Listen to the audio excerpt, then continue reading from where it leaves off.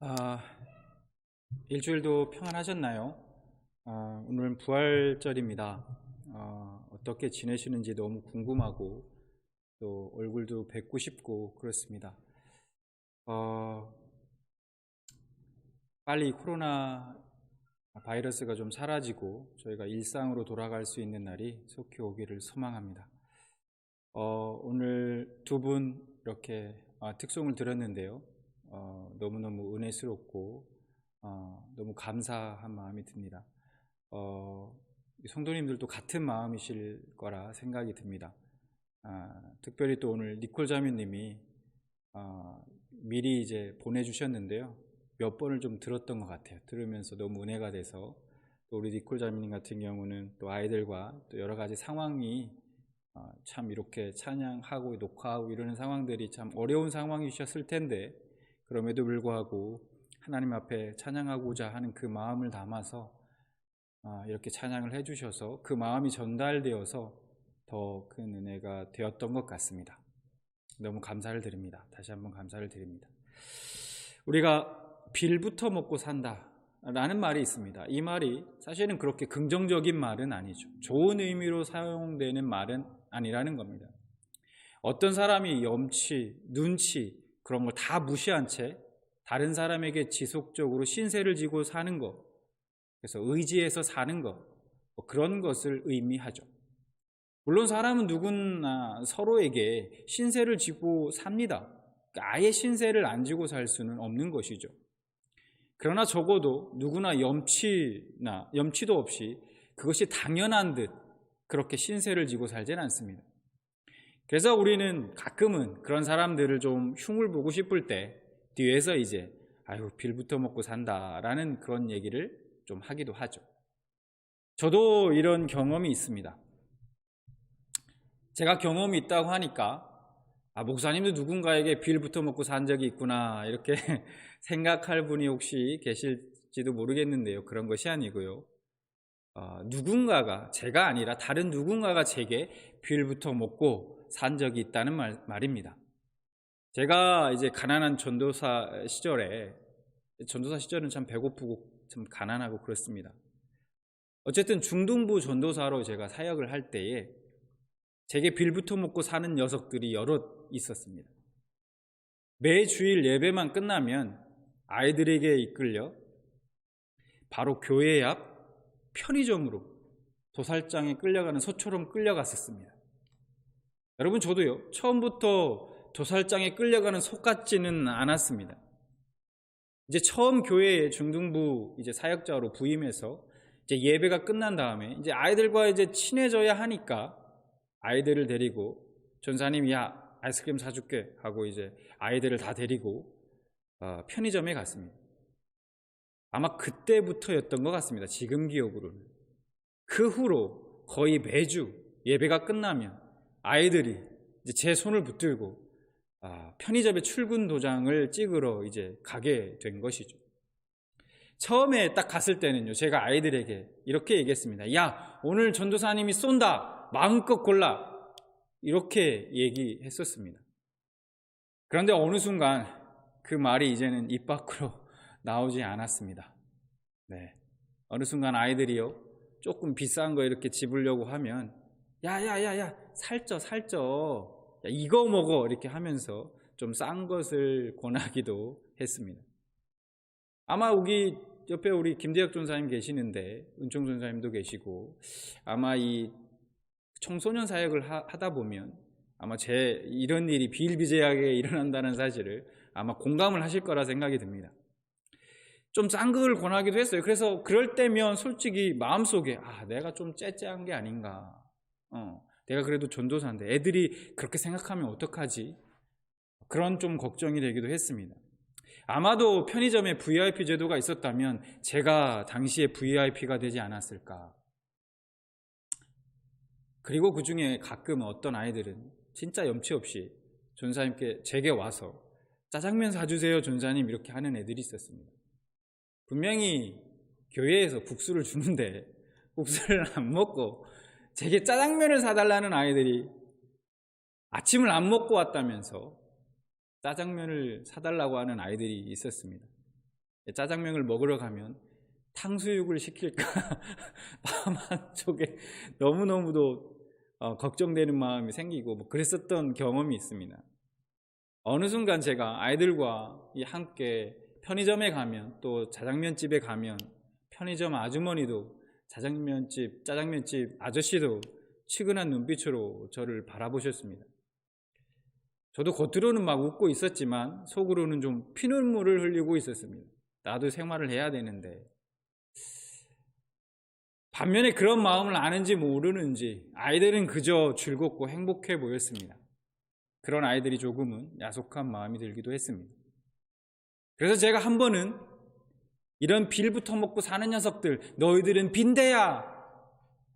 라고 말하고 싶었지만 차마 그렇게 말하지는 못했습니다. 제가 전도사인데 아이들한테 그렇게 얘기할 수는 없죠. 근데 여러분, 사실요, 이것은 저의 넋두리와도 같은 이야기고요. 저는 사실 그런 아이들이 너무 예뻤습니다. 그리고 정말 감사했습니다. 왠지 아십니까? 소위 말해서 빌부터 먹고 산다고 하는 그런 아이들 중에 대부분이 예수님을 인격적으로 만나지 못한 아이들이었고요. 그리고 이제 막 전도되어서 교회에 나오기 시작한 아이들이 대부분이었기 때문입니다.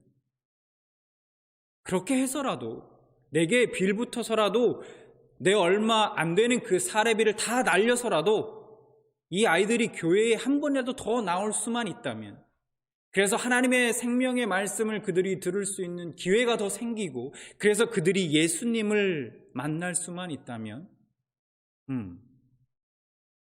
구원받을 수 있다면 이보다 더 감사한 일이 어디 있겠습니까? 천하보다 귀한 아이들인데요. 그리고 실제로 하나님께서는 그러한 열매들을 보게 해 주셨습니다. 오늘 본문 말씀에 2절과 4절 보면 예수님이 이렇게 말씀하십니다. 무릇 내게 붙어 있어 열매를 맺지 아니하는 가지는 아버지께서 그것을 제거해 버리시고, 무릇 열매를 맺는 가지는 더 열매를 맺게 하려 하여 그것을 깨끗하게 하시느니라. 내 안에 거하라, 나도 너희 안에 거하리라. 가지가 포도나무에 붙어 있지 아니하면 스스로 열매를 맺을 수 없음 같이 너희도 내 안에 있지 아니하면 그러하리라 라고 말씀합니다. 예수님께서 포도나무인 자신에게 가지인 너희는 붙어 있어라 라고 말씀하십니다. 붙어 있어야 열매를 맺을 수 있고, 그래야 하나님께 제거해 버리심, 즉 가지치기를 당하지 않을 수 있다라는 겁니다. 예수님은 자신을 참 포도나무라고 말씀하십니다. 15장 1절에 나는 참 포도나무요 라고 말씀하시죠. 그런데 여러분, 예수님은 왜 자신을 포도나무로 비유하고 계신 걸까요? 많은 나무들 중에. 자, 이것을 우리가 좀 알기 위해서는 이사야 5장 2절과 7절 말씀을 좀 보겠습니다. 5장 2절, 땅을 파서 돌을 제하고 극상품 포도나무를 심었도다. 그 중에 망대를 세웠고 또 그 안에 술틀을 팠도다. 좋은 포도 맺기를 바랬더니 들포도를 맺었도다. 7절, 무릇 만군의 여호와의 포도원은 이스라엘 족속이요 그가 기뻐하는 나무는 유다 사람이라. 그들에게 정의를 바라셨더니 도리어 포악이요 그들에게 공의를 바라셨더니 도리어 부르짖음이었도다 라고 말씀합니다. 하나님은 구약에서 이스라엘을 포도원으로 비유하고 있고요, 유다 백성을 포도나무로 지금 비유하고 있는 걸 볼 수 있습니다. 포도원인 이스라엘 중에 좋은 포도나무를 골라낸 그 민족이 바로 유다 백성들이었습니다. 여러분, 그런데 그들이 좋은 포도 열매를 맺었다고 말씀하고 있나요? 아닙니다. 나쁜 포도 열매를 맺는 들포도나무가 되어 버렸다라고 말씀합니다. 하나님은 이스라엘 백성들을 애굽 땅에서 구출하여 내시고 약속의 땅인 가나안 땅에 들어가게 하셨습니다. 하나님은 이스라엘 백성들에게 애굽 땅에서와 다른 이스라엘 백성들의 삶을 원하셨습니다. 공평과 정의의 열매가 맺히기를 바라셨다라는 겁니다. 그런데 도리어 강포와 악독이라는 죄악의 들포도 열매만 한가득 맺고 말았다는 겁니다. 하나님은 자신이 택한 이스라엘이 애굽과 다른 공평과 정의의 삶을 살기를 바라셨습니다. 왜냐하면 그들은 하나님의 은혜와 사랑을 담고 있는 백성이기 때문입니다. 그래서 하나님은 그들을 강포하고 악독이 가득한 그 애굽 땅에서 구출하여 내어서 젖과 꿀이 흐르는 그 약속의 땅인 가나안 땅에 심으신 것입니다. 그러나 그들은 하나님의 은혜의 땅에 살면서도 오히려 가난한 자를 압제하고 욕심을 따라 자신의 배만 불리는 그러한 애굽의 모습과 똑같은 삶을 살고 만 것입니다. 그래서 에레미야 2장 11절에 이렇게 말씀합니다. 내가 너를 순전한 참 종자 곧 귀한 포도나무로 심었거늘 내게 대하여 이방 포도나무의 악한 가지가 되면 어찌 됨이냐 이렇게 말씀하십니다. 이방 포도나무의 악한 가지가 되었다라고 하는 것은 그들이 이방인들과 같은 삶을 살았다라는 것입니다.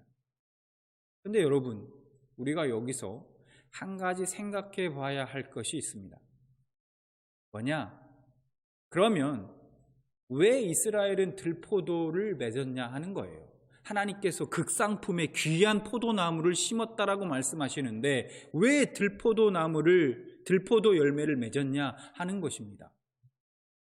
이것을 우리가 예수님의 말씀 안에서 좀 답을 찾아보기를 원합니다. 마태복음 7장 16절부터 18절 말씀을 좀 보겠습니다. 마태복음 7장 16절에 이렇게 말씀합니다. 그들이 열매로 그들을 알지니 가시나무에서 포도를 또는 엉겅퀴에서 무화과를 따겠느냐? 이와 같이 좋은 나무마다 아름다운 열매를 맺고 못된 나무가 나쁜 열매를 맺나니 좋은 나무가 나쁜 열매를 맺을 수 없고 못된 나무가 아름다운 열매를 맺을 수 없느니라 라고 말씀합니다. 지금 예수님의 말씀은요 간단합니다. 무슨 얘기입니까? 열매를 보면 그 나무를 알 수 있다는 거예요. 이 말씀을 대입해서 생각해 본다면 이스라엘이 들포도를 맺었다, 들포도를 맺은 그 이유는 그들이 원래부터 들포도 나무였기 때문이라는 겁니다.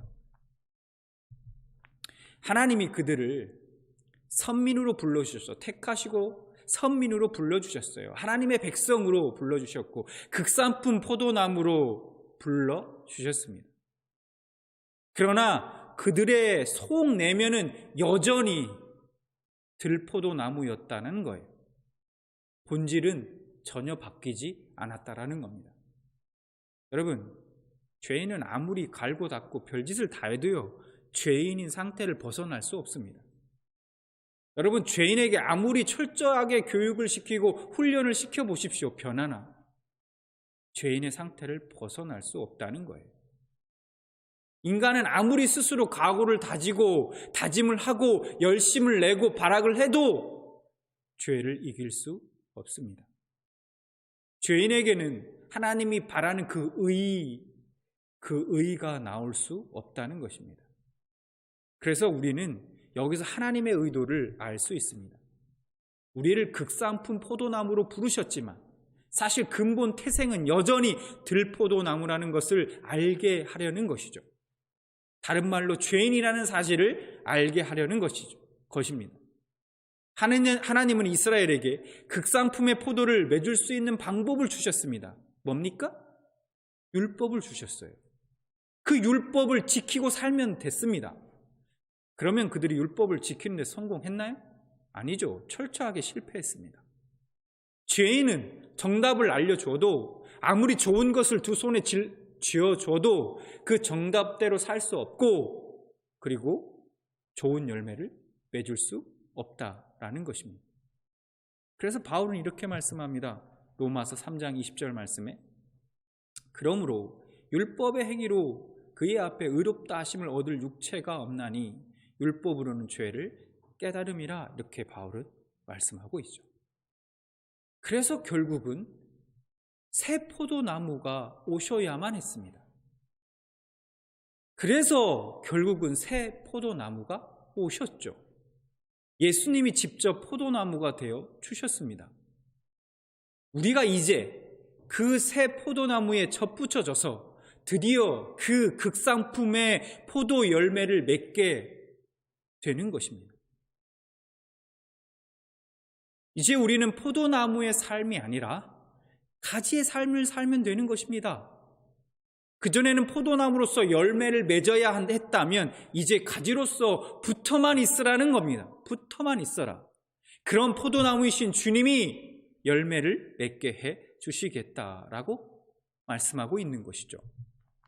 결국 하나님은 구약의 이스라엘을 통해 예수님이 왜 오셔야만 하는지 그 길을 닦아주신 것입니다.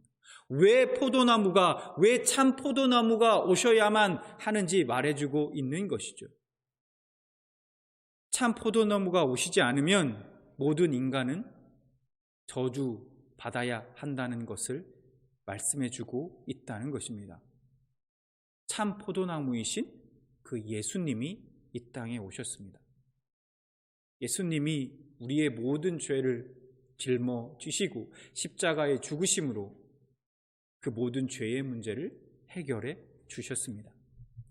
그리고 십자가에 달려 죽으신 그 주님은 사흘 만에 사망의 권세를 깨뜨리시고 다시 약속하신 대로 부활하셨습니다.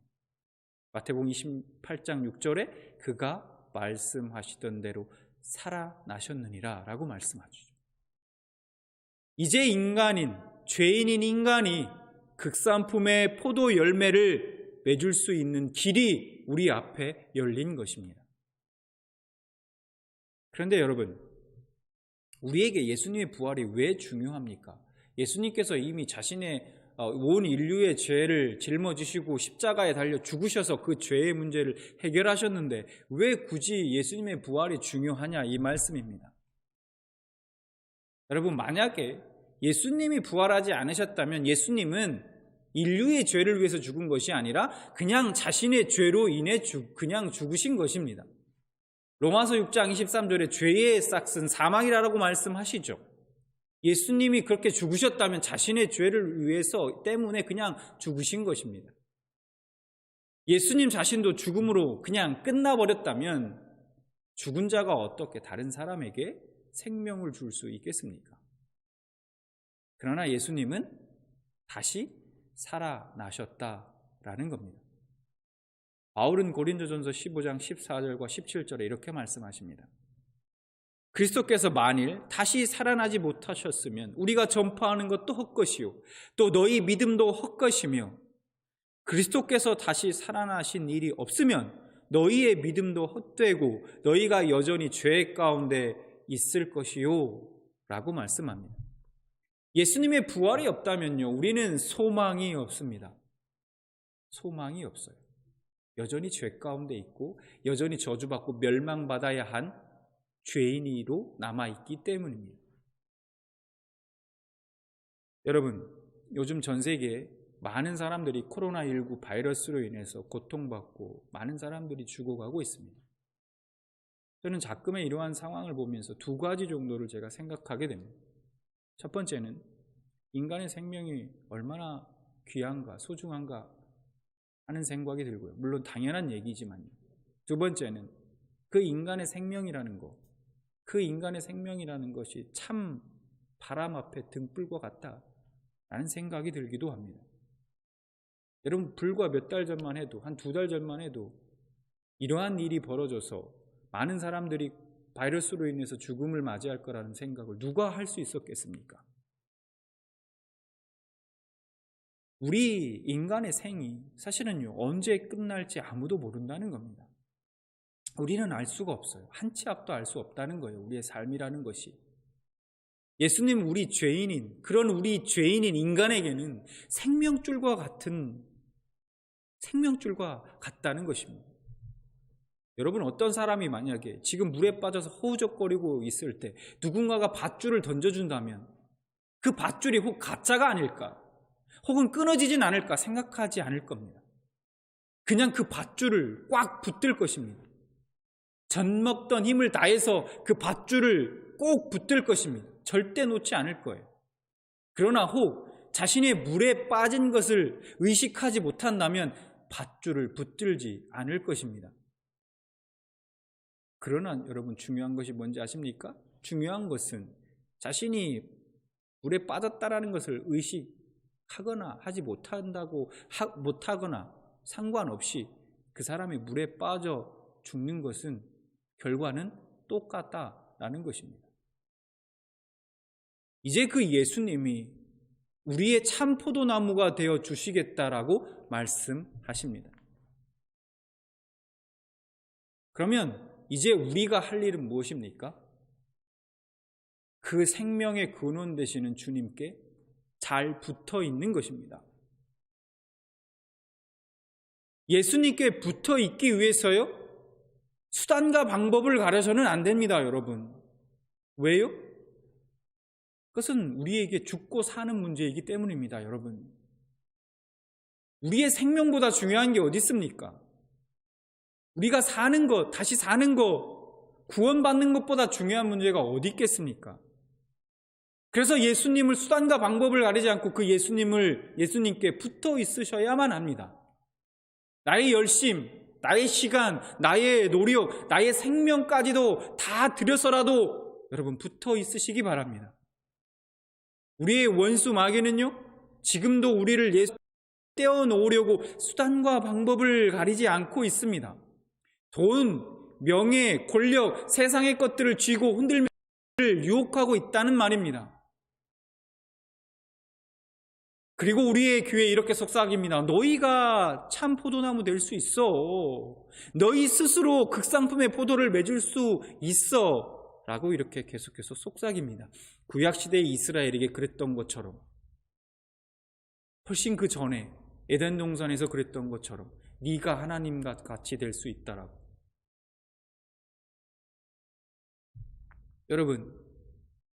여러분을 예수님으로부터 떼어놓으려 하는 것이 있다면요, 그것이 무엇이든 상관없습니다. 그 어떤 것이든 상관없습니다. 여러분, 단호히 거부하시기 바랍니다. 그곳을 떠나시기 바랍니다. 예수님은 분명하게 말씀하십니다. 요한복음 15장 2절 말씀에 다시 한번 보면, 물은 내게 붙어 있어 열매를 맺지 아니하는 가지는 어떻게 하시겠다고 말씀하십니까? 아버지께서 그것을 제거해 버리시겠다라고 말씀하고 있습니다.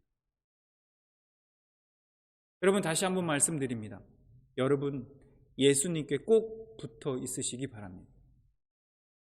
가진 우리가 잘 붙어 있기만 하면 열매는 포도나무인 예수님께서 맺게 해 주십니다. 성령을 통해서 그 열매를 맺게 해 주신다는 말입니다.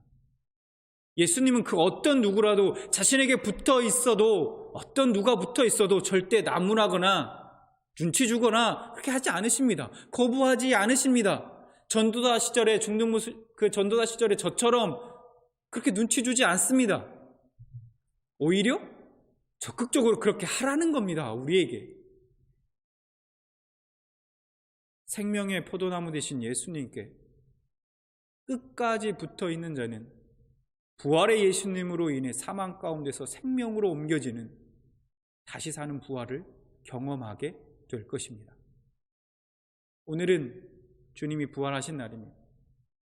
죄인인 인간으로서는 가장 기쁜 날입니다. 가장 행복한 날입니다. 여러분, 오늘 소망하기는요, 그 부활의 사건이 단지 2000년 전의 사건이 아니라 여러분의 삶 속에서 계속되어지는 은혜의 사건이 되기를 소망합니다. 체험되어지는 사건이 되기를 소망합니다. 마음이 상하고 아픈 자들이 예수님이 주시는 그 힘으로 다시 회복되고 살아나는 부활의 역사를, 또 좌절과 절망 속에서 주저앉아 있을 때 예수님의 위로하심으로 좌절을 잊고 다시 일어서는 작은 부활의 역사를, 꿈과 소망이 없는 이들에게 예수님을 통해 꿈과 소망을 갖게 되는 부활의 그 은혜를 체험하시는 여러분들이 되시기를 바랍니다. 그리고 특별히 지금 이 순간에도 코로나 바이러스로 인해서 여러 모양으로 고통받고 있는 이들, 그리고 또 애쓰고 수고하고 있는 모든 이들에게 이러한 부활의 은혜와 능력이 흘러가길, 그래서 다시 회복되고 소생되는 역사가 일어나길 진심으로 소망합니다. 그 승리하신 예수님을 찬양하고 감사하는 오늘 하루가 되시기 바랍니다.